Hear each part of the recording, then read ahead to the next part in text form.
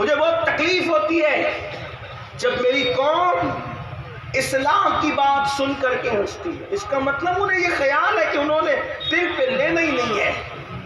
یہ ہنسنے کی بات نہیں ہے، یہ احتساب اور رونے کا مقام ہے کہ اگر ماں باپ کو چھوڑ کر کعبۃ اللہ جاؤ تو بھی اللہ نہ ملے اور اللہ ناراض ہو.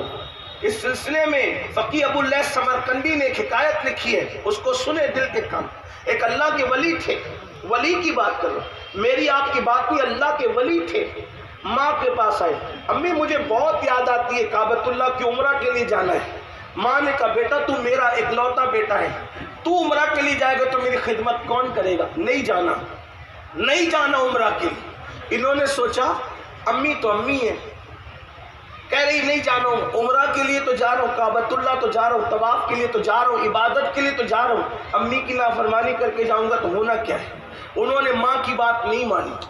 پلان کیا. کیا پلان کیا؟ سنو. پلان یہ کیا کہ دن بھر سفر کروں گا، رات بھر نفل پڑھوں گا، اس طرح کعبے جاؤں گا. دن بھر سفر کیا، رات کو ایک گاؤں میں پہنچے، وہاں نفل شروع کی. رات کو ماں کو حاجت پیش آئی اپنے بیٹے کی. فرمایا او فلاں، آواز نہیں آئی. او فلاں، آواز نہیں آئی. او فلاں، آواز نہیں آئی. تو ماں تو مانگو، جس کو پیار ہوتا ہے اس کا دل بھی بڑا نازک ہوتا ہے، دل بڑا نازک ہوتا ہے. آئینہ بھی تو کچھ طاقت رکھتا ہے، شیشہ بھی تو کچھ طاقت رکھتا ہے، اس سے بہت کمزور ہوتا ہے دل. غالب نے کہا تھا دل ہی تو ہے نہ سنگ خشک، درد سے بھر نہ آئے کیوں، روئیں گے ہم ہزار بار کوئی ہمیں ہنسائے کیوں. دل بڑا نازک ہوتا ہے. ماں نے 3 بار پکارا بیٹے کو، جواب نہیں آیا. اچھا میرے منع کے بعد بھی تو کعبہ پہنچا؟ ماں کی ممتا تھی نا. میرے منع کے بعد بھی تو کعبہ گیا؟ پھر نظر اٹھی اور ممتا بھرے دل کی آ نکلی، مولا میرے منع کرنے پر بھی کعبہ گیا ہے، کعبے تک پہنچنے نہ پائے. یاد رکھ، بددعا تو یوں بھی کسی کی بھی ہوتی ہے تو بہت تباہ کرتی. میرے آقا علیہ السلام فرماتے ہیں مظلوم کی بددعا سے بچو، کہ اللہ اور مظلوم کی بددعا کے درمیان کوئی پردہ ہوتا ہی نہیں ہے. بددعا تو کسی کی بھی تباہ کرنے والی ہو. زندگی میں کبھی کسی کی بددعا نہیں، ہو سکے تو جانوروں کی بھی بددعا مت لینا، جانوروں کو بھی ستانے سے بچنا. یہ اپنے مذہب کی تعلیم. اگر گاڑی چلا رہے ہو، کار چلا رہے ہو، بائک چلا رہے ہو اور کتا مر کے پڑا ہے تو اس مرے ہوئے کتے پر بھی گاڑی چلانے سے بچنا، کوشش یہ کرنا. ہاں اگر اللہ نہ کرے کہ ارجنٹ بریک لگانے پر حادثے کا اندیشہ ہو تو پھر الگ بات ہے، پھر چلے جانا. کیونکہ چھوٹی مصیبت اور بڑی مصیبت آئے تو پھر چھوٹی کو قبول کر کے بڑی سے بچنے کی کوشش کرنا. لیکن اگر بچ سکتے تو بچنا، مگر ایسا مت کرنا کہ کتے مرے ہوئے کتے کو بچانے کے لیے خود مر جاؤ، یہ نہ کرنا. لیکن اگر بچ سکتے ہو تو اس پر لوگ کیا کرتے ہیں، جانور مر کے پڑا اس کو ہٹانے کی وجہ لوگ اسی پر چلنے لگتے اور اس پہ اتنا چلتے ہیں کہ اس کا قصہ ہی کیا ہو جاتا ہے وہ آپ نظر سے دیکھتے ہیں. اس کا بھی خیال. اپنا مذہب صرف تسبیح مسلح کا نام نہیں ہے، اپنا مذہب یہ بھی سکھاتا ہے کہ مرے ہوئے کتے پر بائک بھی نہ چلا.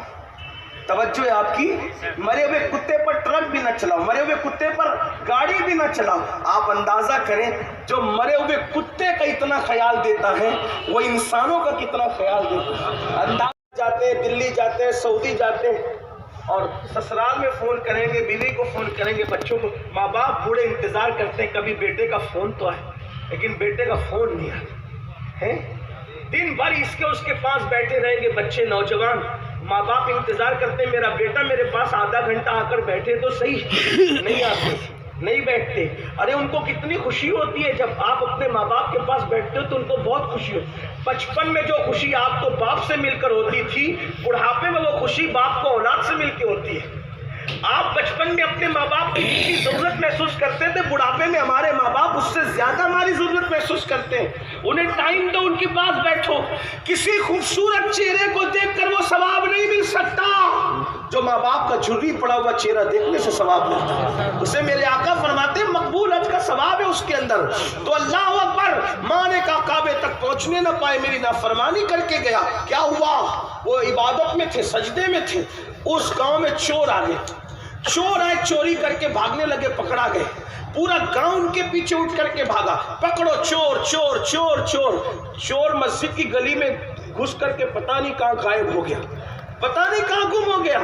अब उसका गुम होना था, लोगों को यूं लगा कि वो मस्जिद में गया। जैसे ही मस्जिद में दाखिल हुए तो देखा कोई सजदे में रो रहा है। तो जैसे ही चिराग जलाया तो देखा अजनबी आदमी, पकड़ा का धोखेबाज मक्कार, चोरी करता है और पकड़े जाने में सजदे को बदनाम करता है। उठा के लाए, खूब मारा, खूब पिटाई की। सुबह काजी के हवाले किया। काजी से बादशाह ने कहा उस चोर के बारे में क्या फैसला है आपका, जो चोरी करे और जब पकड़ा जाए तो सजदा बदनाम करे। काजी ने फैसला किया इसके हाथ काटो, पैर काटो, इसकी आंखें निकाल लो। हाथ काटा गया, पैर काटा गया, आंखें निकाल ली गई। फिर काजी ने ऐलान किया ये उस चोर की सजा है। तवज्जो करना, ये उस चोर की सजा है जो चोरी करने आता है, पकड़े जाने पे सजदा बदनाम करता है, ये उस चोर की सजा है। उस वक्त उस बुजुर्ग ने रोके, कहा काजी साहब ये ऐलान करो ये उस नाफरमान बेटे की सजा है जो माँ की नाफरमानी करते हुए काबा जा रहा था। अल्लाह ने उसका ये अंजाम किया। जबान के जुमले पुरअसर निकले, सब रो पड़े। आप कौन है, मैं फलां हूं। अरे ये तो हमारे पड़ोस के गांव के बहुत बड़े पीर है, वली है। लोगों को लगा अगर लोगों को, वहां के लोगों को पता चला तो कहीं ऐसा ना हो कि वो हमारे गांव की ईद से ईद बजा दे। उन्होंने चुपके से मंसूबा बनाया, आने वाली रात में इसको उठा करके इसके गाँव में चुपके से डाल के आएंगे, पता नहीं चलेगा। गए, रात को डाला।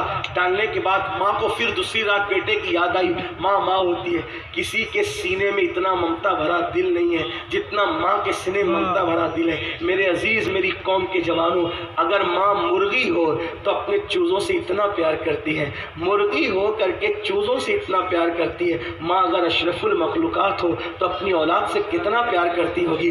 लेकिन हम बेवफा हैं, किस किस के साथ बेवफाई की, कहाँ कहाँ तक बेवफाई करेंगे। अल्लाह अकबर, माँ की ममता थी। रात की तारीकी में माँ ने हाथ उठाए, ए अल्लाह, कल मैंने बद्दुआ तो कर दी थी अपने बेटे के लिए, लेकिन मौला अब बेटे की याद आती है। ए अल्लाह, एक बार मरने से पहले मेरे बेटे को मुझसे मिला दे मौला। इतना कहना था मुझसे मिला दे। इनको वहां ला के डाला, भूख लगी हुई थी। इन्होंने आवाज लगाई, है कोई मजलूम को भीख देने वाला, खाना खिलाने वाला है कोई? जानी पहचानी आवाज थी लेकिन अंदाजा नहीं था। इनकी अम्मी ने कहा, ओ भीख मांगने वाले भिखारी, जरा करीब आ ताकि मैं तुझे भीख अता करूं। इन्होंने कहा, माई मेरे पैर कटे हुए हैं। और कहा हाथ फैला ताकि मैं तुझे भीख दूं। कहा मेरे हाथ भी कटे हुए। तो कहा तू नामहरम है, अजनबी है, मैं तेरे सामने कैसे आ सकती हूँ? तो इन्होंने कहा माई मेरी आंखें भी कटी हुई है। तो माँ बाहर निकल के आई, देखा तो बेटा कटा हुआ, हाथ पैर कटे हुए, आंख कटी हुई। बेटे को देखकर चीख पड़ी, मेरे लाल तेरा क्या ये हाल हुआ? तो रोकर कहते, अम्मी तेरी नाफरमानी करते हुए काबा जा रहा था, अल्लाह ने मेरा ये अंजाम किया। अल्लाह अकबर, माँ से रहा न गया, माँ ने हाथ उठा दिए। अल्लाह ये गम ना मैं देख सकती हूँ, ना मेरे बेटा ये तकलीफ सह सकता है। मौला मेरी दुआ है इसको भी उठा ले, मुझे भी उठा ले। उसी वक्त दोनों की रूह निकल गई। आपसे पूछना चाहता हूँ, माँ बाप को छोड़ करके घर बसाने वालों, माँ को छोड़कर माँ की नाफरमानी करके अल्लाह का घर जाने वाला खुशी नहीं पाता। माँ बाप को छोड़ करके नई दुनिया बसाने वाला कैसे खुशी पा सकता है? इसलिए मेरे आका फरमाते हैं, शबे बारात में भी माँ बाप के नाफरमान की मगफिरत नहीं होती। अपने माँ बाप का अदब करो। आप तो मसलक के आला हज़रत का, मसलक के आला हज़रत का बहुत नारा लगाते हैं। क्या मसलक के आला हज़रत एक दो चीज़ का नाम है? आइए मसलक के आला हज़रत का एक और गुलदस्ता मैं आपको पेश करूं। मेरे इमाम अहमद रज़ा लिखते हैं कि माँ